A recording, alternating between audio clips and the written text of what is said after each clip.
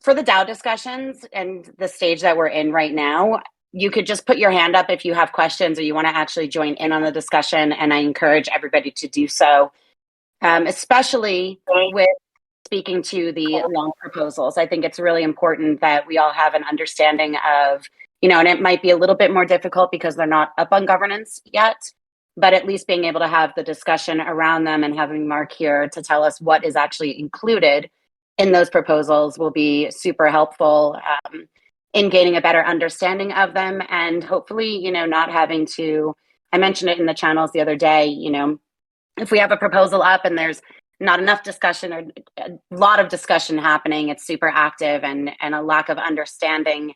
I just don't want to see it potentially delay the launch, So even though it's not up in discourse, it's probably time that we really start looking into a little bit more of the details of them.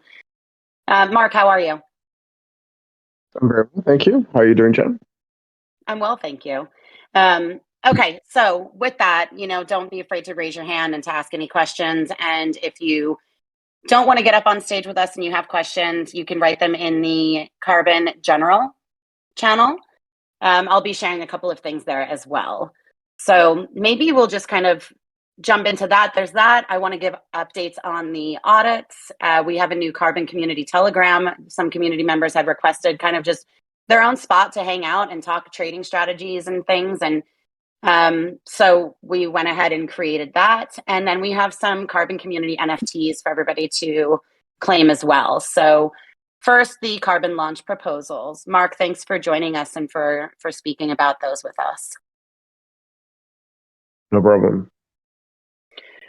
Okay, so we really don't know much. We had a previous DAO discussion on, what the DAO was thinking in terms of the initial maker and taker fees.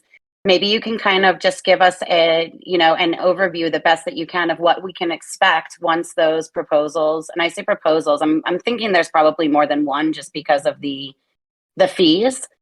But maybe you can just give us, a little bit of an idea what we can expect when those do hit discourse. Yeah, certainly. So you're right. There's one proposal, I assume, I suppose but there is more than one decision to be made. So there are, I think, 7 specific decisions that I'll be asking the Bancor DAO to choose from, and obviously the maker fee and the taker fee are 2 of them. So I've been criticized previously for having basically putting 2 separate decisions together into a single vote. And so I'm trying my best this time to split everything up. But in the interest of clarity and conciseness, I think that they can all go into a single document where each specific vote and the thing that it is going to determine the consequences of that can be separated. So there will be a single document, and I have made every effort to make sure that at the end of each section there is a sort of brief summary to make sure that the nature of that the decision is clear. Okay, so let's talk about the content of this thing. It is primarily focused on stuff that I consider to be a part of DAO affairs. So I don't spend any time rediscussing, for example, the white paper, or rehashing anything that I think that we've already spent a lot of time discussing, and that for which there already exists an enormity of material. The things that I put in this proposal, I think, are essentially concentrated on things that we don't already have supporting information already for. So the order of the votes, I think the very first thing is literally, asking for the DAO's permission to to launch Carbon and to have it be launched on Ethereum, and that's important.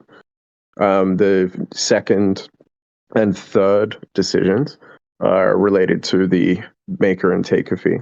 So I think the taker fee is first up, and there is a very large section of the proposal that is discussing precisely how the taker fee is proposed to be implemented. As Jen has already said, I have proposed a 20 basis points setting on that, but of course this is going to be up to the DAO to maintain. And so even if it's only just an initial setting, and that gets accepted, the DAO should know that it's obviously within their powers to adjust that fee from that point onwards. The maker fee, well, actually, let's keep discussing taker fees for a second. The specific implementation there is something that I do recommend everyone have a good look at after the document is out. I've got several examples there, but that I've tried to make as clear as possible, and I also provide sample code that will allow you to sort of recreate, literally word for word, that part of the proposal or that section of the proposal, including some pros there, should the taker fee ever need to be adjusted or something in the future. So the reason why that's important is, and I think that I've brought this up previously, the taker fee is variably applied to the source token or the target token of a trade, depending on which specific function call the taker is using. And that is, it is pretty insignificant, especially when you're at the 20 basis points level as to which one is there. But it is just worth noting that it is, it is a nuance to the system that is worth knowing about. And so that's a fairly decent part of the proposal.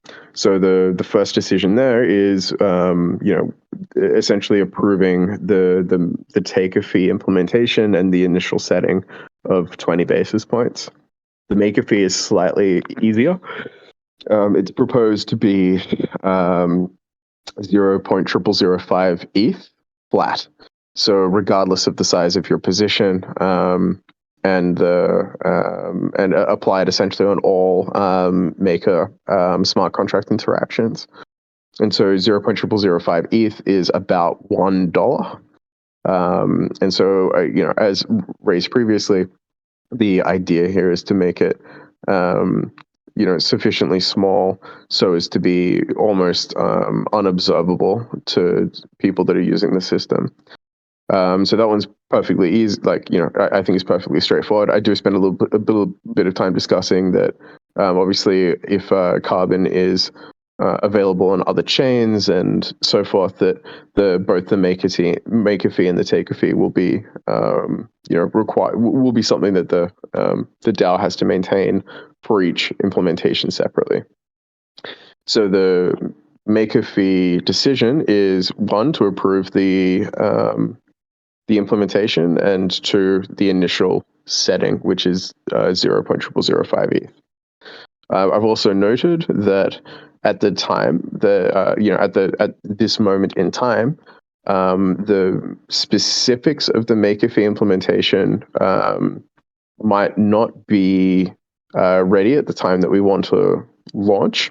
I expect that it will, but there's a very slim chance that it won't be. So there is a decision there that basically asks the Bancor DAO if they would approve an implementation, or if they would approve a launch of the Carbon protocol with or without the maker fee, and essentially you vote for to say that you don't care, right? If the maker fee comes a couple of days after or something like that, it's not a big deal. And then if you vote against, it means that you require the maker fee to be ready from day one. So that's a decision that you can make. There is a specific poll for that exact decision. That's After that, proposal number 4, Mark. Yeah, that's proposal number 4 exactly. Cool. After that is thinking.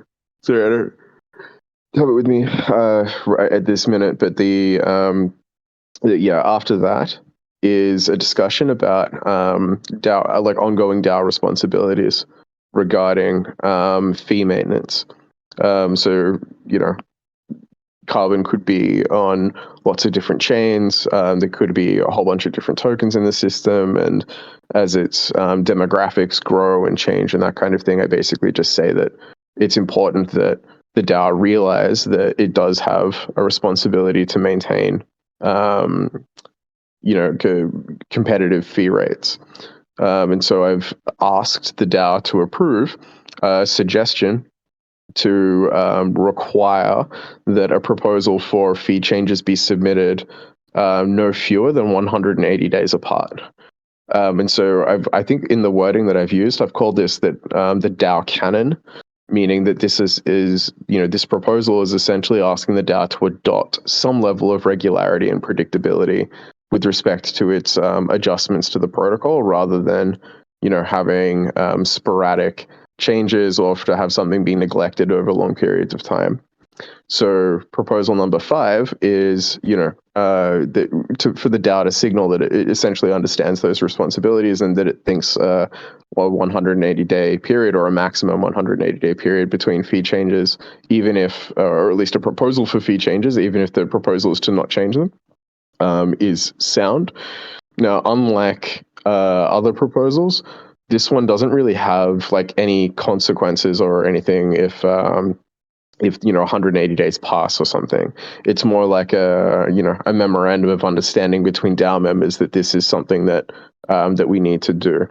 So it's something we can point to and that kind of thing. It's more like accepting this as dogma rather than a specific implementation or anything like that. So that's proposal number. What are we up to? 5? 5. Mm-hmm. Good. Okay. 6 and 7 are related to fee burning. So we've already got a proposal from Jindo about that 100% of fees on carbon should be used to buy and burn BNT. I've pointed out that while there is this precedent that has been voted on, that there is actually no discussion of how that should occur. Right. And that's an interesting question. And so what I'm proposing is that we basically adapt the existing Vortex contracts and use a very similar system where the caller is incentivized to use it with something like 10% of the total amount to be burned, or 100 BNT, whichever is smaller. And for that reason, we need to adjust the previous precedent, or at least the wording in it, to say that no less than 90% of the fees on carbon should be used to buy and burn BNT. Of course, that's just the lowest possible amount. I provide an example that's fully worked through that demonstrates that getting burn efficiencies in excess of 99% is relatively common. So that part of the decision is to adapt the existing Vortex contracts for use with carbon, so that we can continue to operate that part of our housekeeping in a decentralized manner. So I'm asking the DAO to approve that, and while at the same time understanding that means that the new precedent to the wording of how carbon fees are used is that it's no fewer than 90%.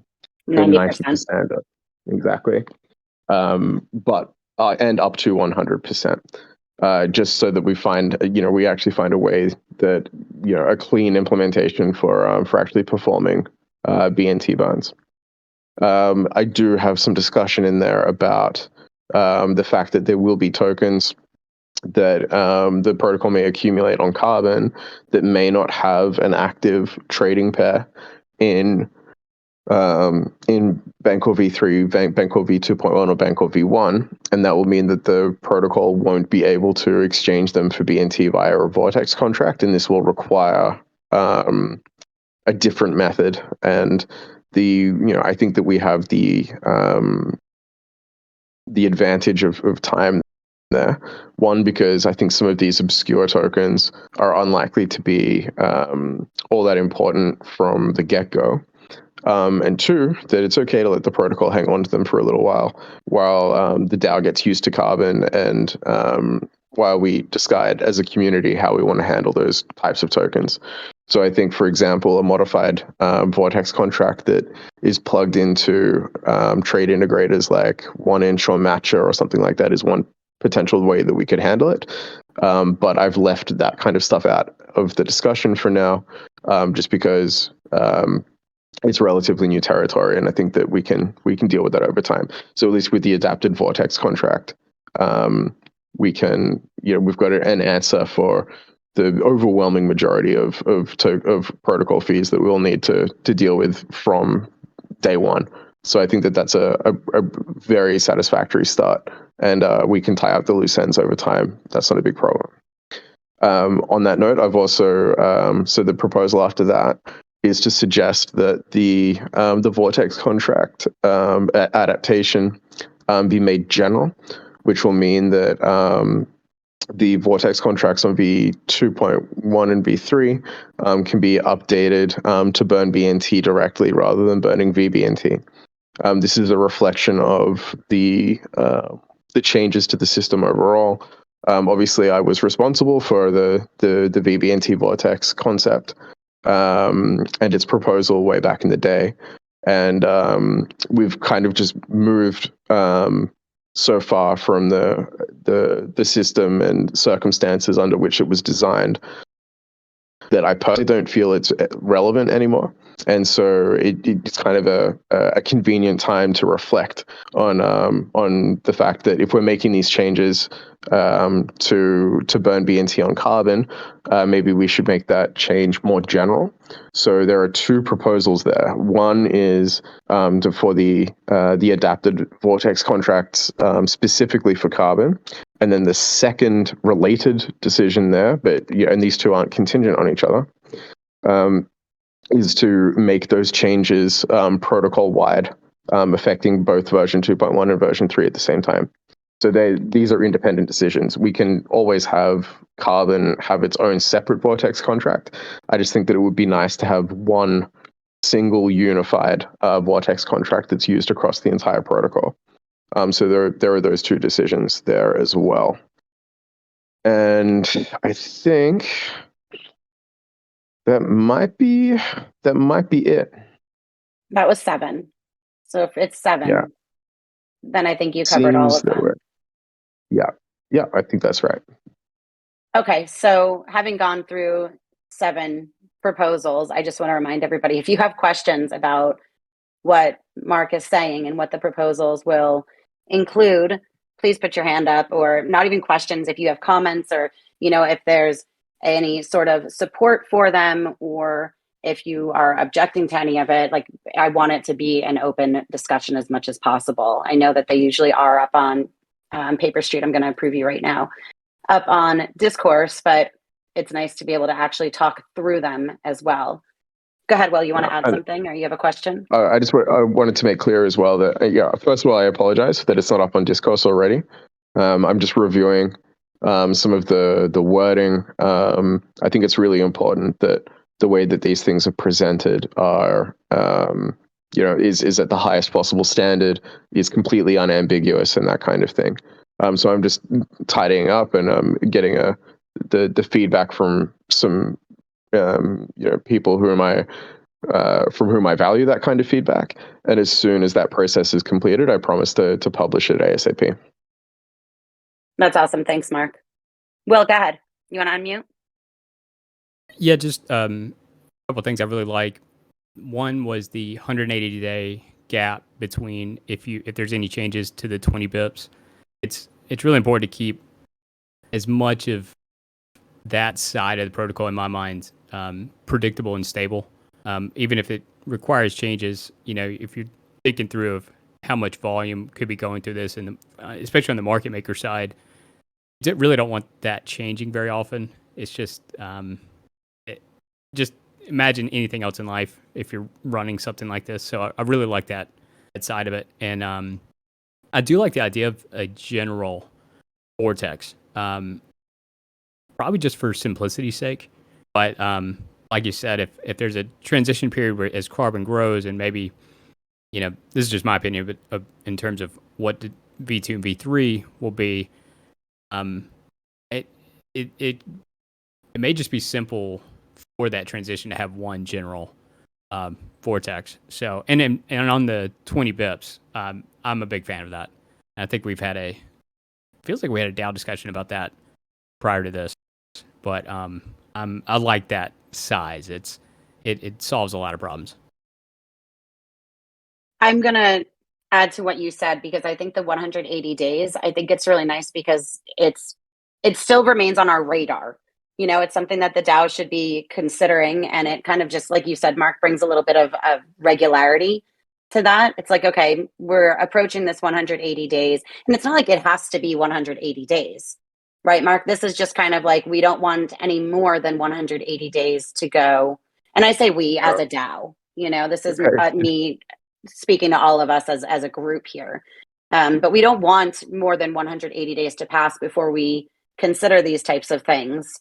But if in 90 days or 120 days, someone wants to write a proposal suggesting that there's a sort of change here, then they can.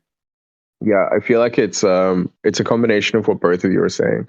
I think what I'm trying to get at is that I feel like twice a year is kind of the right amount of times per year that that we should have discussions about it, both for what Will is saying, right?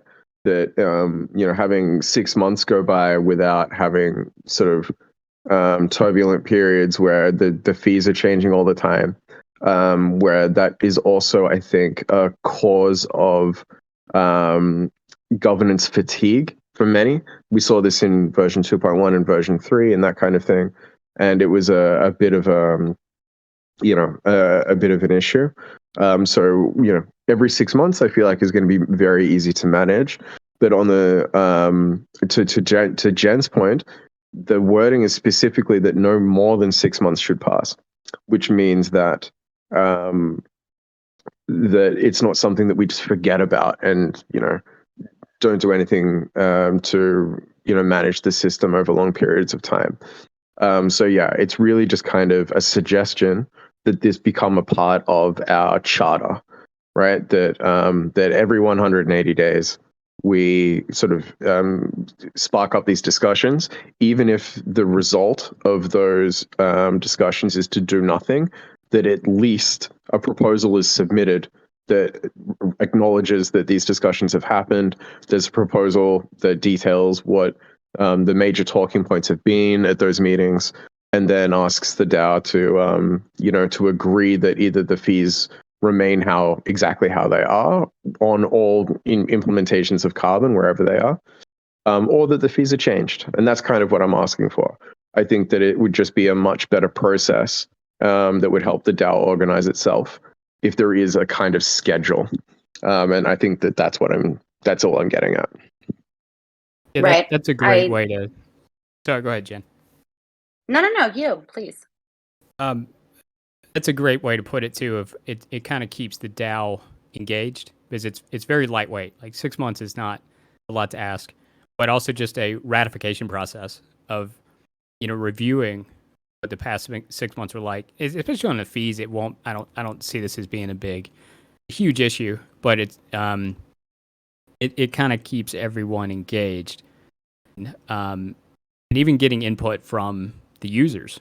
Even though it's come a DAO decision, but we'll have a lot of information over the course of 6 months as it approaches of just not letting that process atrophy, because it'll be a key component of this product. And so I like the kind of dual use of the 180. So it protects us from, like you said, the decision fatigue and just from the user standpoint, but then for us as a DAO and going forward, just making sure everyone's engaged and on the same page, and just kind of I really now I see the kind of bigger picture here. So I think it's a great idea.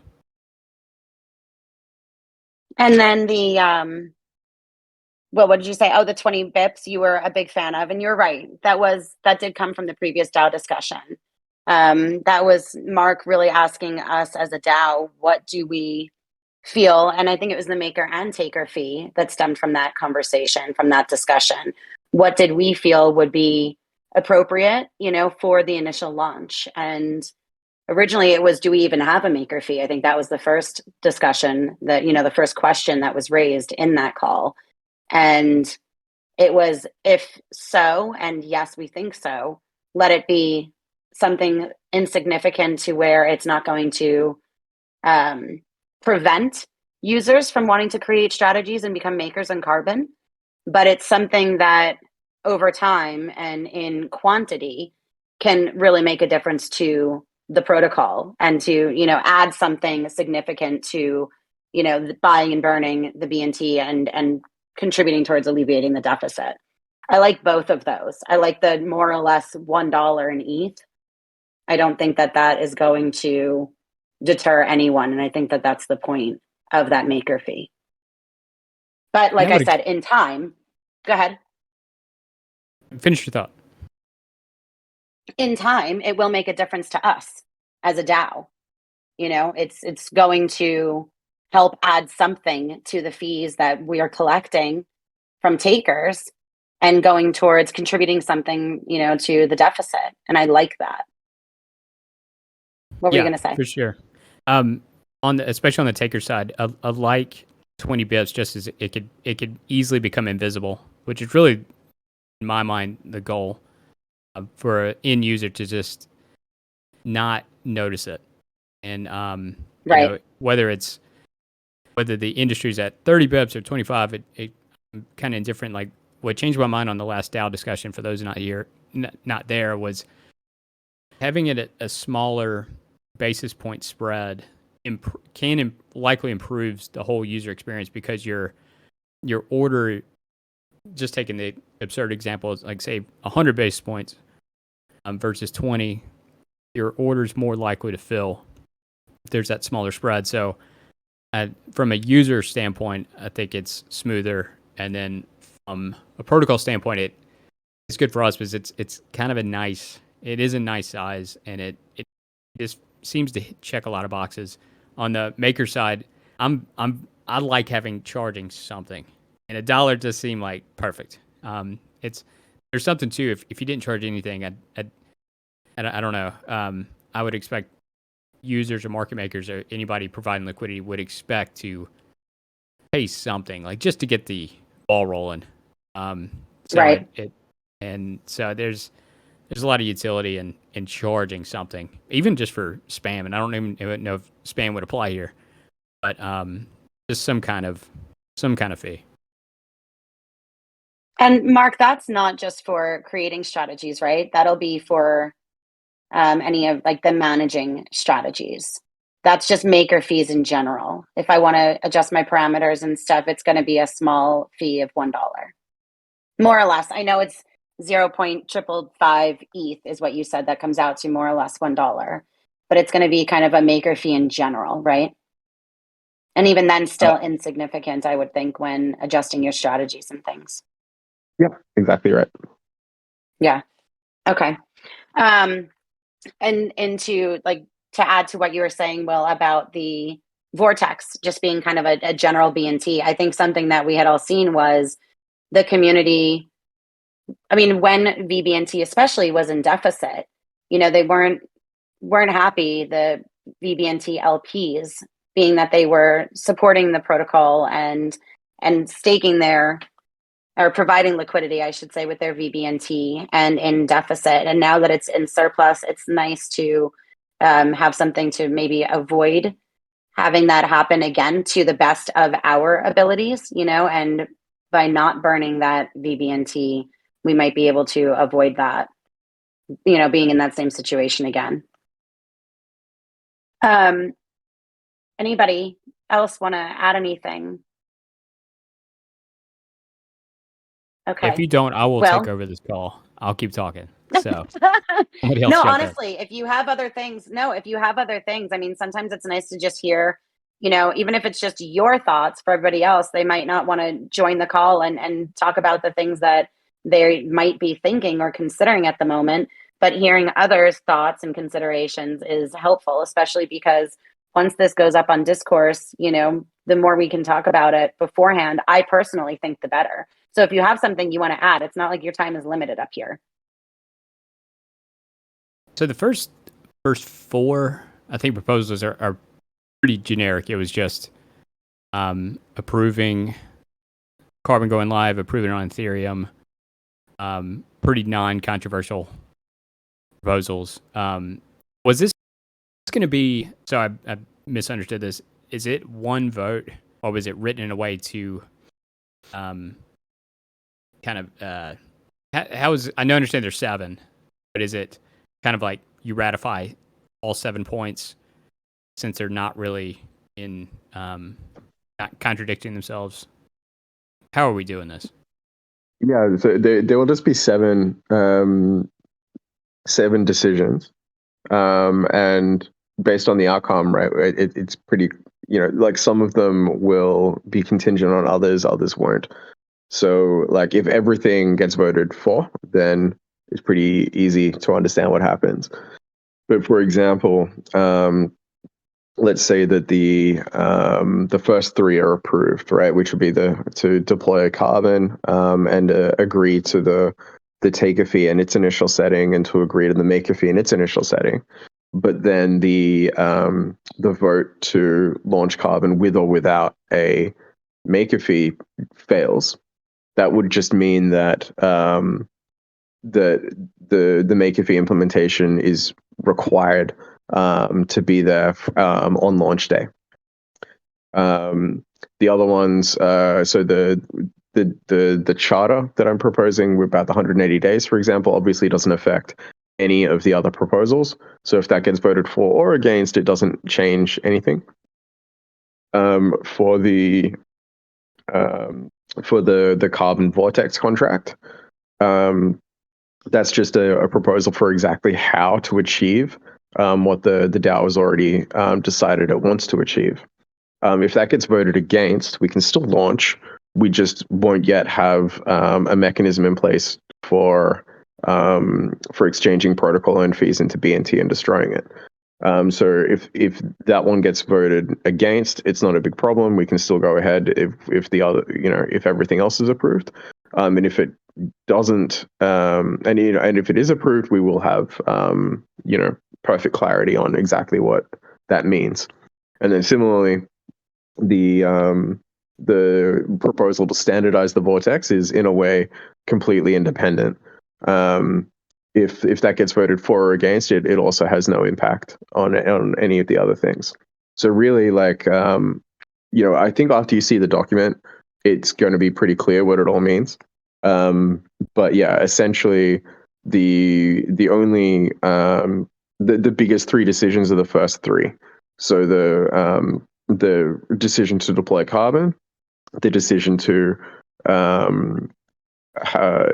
agree to the taker and maker fee implementations in their original settings. If the proposal to deploy Carbon is true and the initial maker and taker fees are false, that will just mean that we have to deploy Carbon without any fees, essentially, and that will require more a follow-up proposal to decide what the implementation should be and or what its initial settings should be. So it's pretty I'd say easy. The 4th like one, Mark, is pretty important too. Yeah, that could of potentially course. delay the launch. Yeah, exactly. So like you're talking about whether like the with or without a maker fee. Right. Yeah, exactly. So there's it's I don't think it's going to be at all difficult to interpret the results and how it impacts things. But really, like I would be surprised if if they don't all pass, right? Maybe the standardization of the vortex, maybe that one doesn't pass, or I'd say that one's got the highest chances of not passing. But I still think that in all likelihood, everything will just pass. But yeah, let's wait and see. It'll be 1 document and 7 snapshot votes. Got it. And so just to add to the 6th, right, which is the adapting the Vortex contracts and going from 100% to no less than 90%. If the token is not on any of the existing like Bancor protocols, right, then it's just kind of held, it's stashed. And if it is, then that TKN is traded into one of the existing pools. That would essentially help with the deficit in that sense also, wouldn't it? Yeah, it's literally increasing it's literally increasing the TKN balance of its associated pool. So it alleviates the deficit in the most direct mechanism you could ask for. For obscure tokens that we don't necessarily have, liquidity pools for, we can still use that value to address the deficit indirectly through routing. So, for example, if we have to route that token through some other pair somewhere else on Ethereum, in order to get it into BNT and then destroy that BNT, that will still have an impact. It's just more indirect. And that'll come at a later time too, right? That's kind of the specifics that you were talking about. A little bit premature to be speaking about that, but exactly. There is another way of helping alleviate the deficit faster rather than just using those fees to buy and burn BNT. We're, like you said, directly adding to the balance of the TKN. Yeah, exactly. So I think the priorities are all dealt with. There are just a couple of loose ends, and I think that in a way, it's even better to wait to decide how to handle them, because we don't yet have that information. Right? It would be nice to know like what kinds of the protocol is holding on to and that kind of thing before we start proposing ways to handle it. So some bridges are best crossed when you can actually see them. Right. Okay, and so this is in a sort of review phase right now, but I'm thinking that we'll see that up on Discourse quite soon. No? Yeah. I was expecting to be able to get it up, before this call. So I'm disappointed that didn't happen, but it means that it's already taking slightly longer than I thought it would. But yeah, like we're talking imminently, right? It's already written. I've just got to wait for this review period to, which I think it's important. So yeah, I'm hoping very much that I can get it up. Like if not today, then probably tomorrow. Cool. Okay. So within the next couple of days, we won't hold you to today or tomorrow. Yeah, don't hold me to it. Yeah, kind of out of your hands, I think, right? But as soon as it is back in your hands, you'll have it up there on governance for us.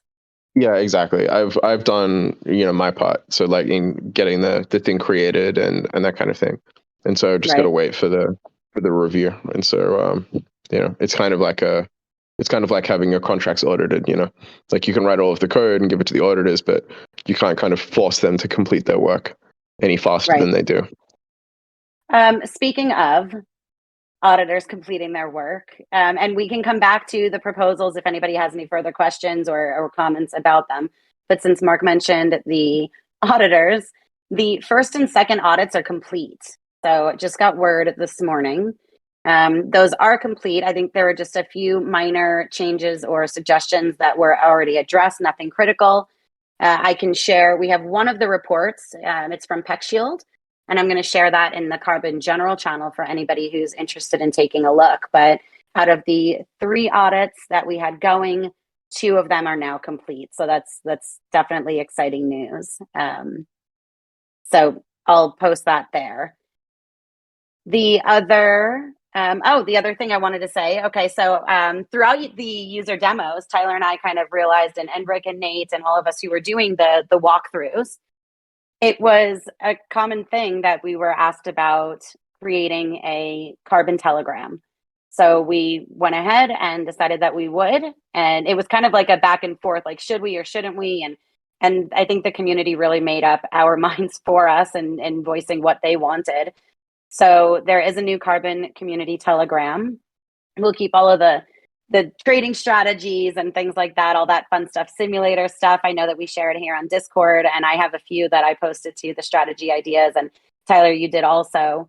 But I think it's just nice to have another place to throw those in, and Mark with the simulator and stuff. I mean, it's a nice gathering area for all of us, whether you're new to the community and here for Carbon, or you've been in the community and a DAO member and you just want a place to go for Carbon specifically. It has been created. So I'll share the link there as well. It's CarbonDeFi.xyz. Let me share both of those. And then we made up a fun NFT that you can claim through Galaxy. I've been working with them on different quests and things for the community. I know I want to do some for voting on these new proposals that are going to be going up there, up on governance.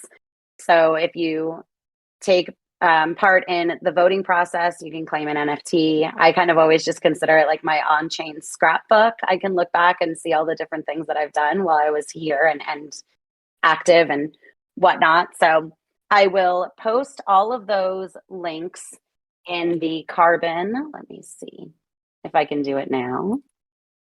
In the Carbon general chat. Let's see.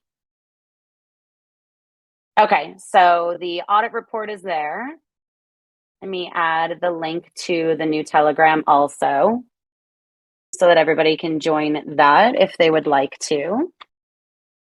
I'm adding that. And then if you would like to claim your NFT, it's going to be for the first, I think, oh no, I didn't do the first X amount of people. It was everybody before the weekend. So today, Thursday, Friday, everybody who joins kind of gets that OG member NFT to hold on to. So just something fun for us to participate in. So all three of those links were just shared in the Carbon General chat.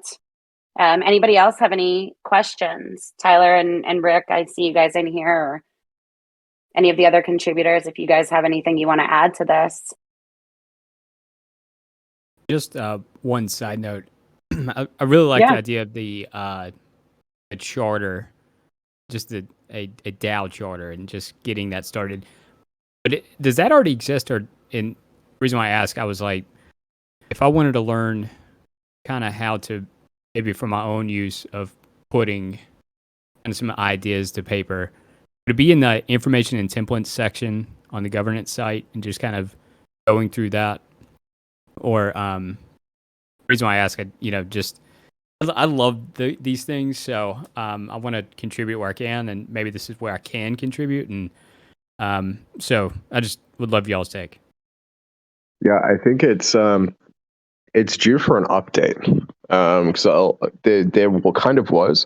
There's actually a section on Discourse that I remember organizing, which basically had a document that described the DAO process and like what's required of proposals and how that stuff kind of works.